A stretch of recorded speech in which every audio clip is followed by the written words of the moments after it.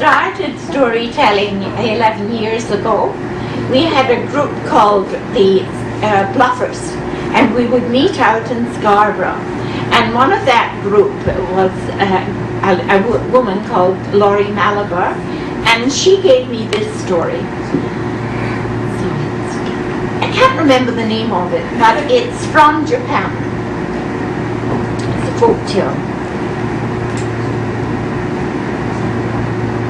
It was a very rainy night, and this woman had recently married a man whose first wife had died in childbirth. And for the last 12 years, he had looked after his son. When the father got married the second time, the son was very, very rude. He just gave his stepmother a heck of a time. He would not listen to her. When she made the favorite food that he liked, he turned them down. She made him a pair of slippers and very carefully sewed little beads all around the seams, while he went out and played in the puddles and came back with only one slipper. Well, the woman was getting very, very sad. So she went to her sister and she told her sister what was going on. And the sister said, I know what you ought to do. You ought to go to the man who lives at the edge of the village beside the woods. You know, he is a marvelous person for making potions. And he'll give you a potion that will fix your stepson. So she went to the man who lived at the edge of the village, and she told him what had happened and how sad she was. And the man went to his cupboard, looked at all the little boxes in it, looked at all the bottles, came back and said, you know, I could make you a potion that would help you to get on with your stepson. I could give you one that he could take. But I need the whisker from a living tiger.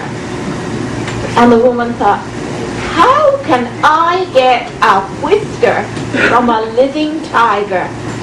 Well, there were some hunters living in the village, and she went to them. And the hunters took her to the den of a living tiger. And day after day, that woman went to the tiger's den, sat and watched. He never ate her. He must always have had plenty to eat himself. But he knew that she was there because she could see his ear twitch whenever she coughed or anything like that. And day after day, she just sat there, looked at the living tiger, and the tiger looked back at her. And then one day, she brought some food to the tiger and left it outside the den. And the tiger ate it. And then she became even more courageous. She took the food in her hand, went right up to the tiger, and the tiger ate the food from her hand, and she could feel the rasping tongue on her arm as the tiger licked every particle of the food that she offered him. Well, one day, after she had fed the tiger and felt the licking of the tiger's tongue, she had the courage to go round and tickle him. And he purred just like the big cat that he was. Well, the following day, she went, and the tiger was sleeping in the sun. So she went very carefully up to him, and she bent over, and she pulled out a whisker. And she went back to the man who made the potions, and she said, I got the whisker of the living tiger. make the potion for my stepson? And the man looked at her and he said, how did you come to get this whisker from the living tiger? And she told him the story I just told you.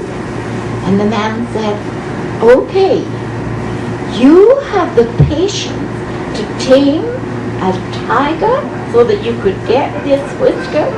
Now you go back to your son and you just do the same kind of patient acts that you did with the tiger, and you will be able to find happiness and peace and communication with your stepson.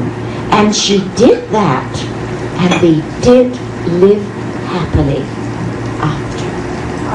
Thank you for listening.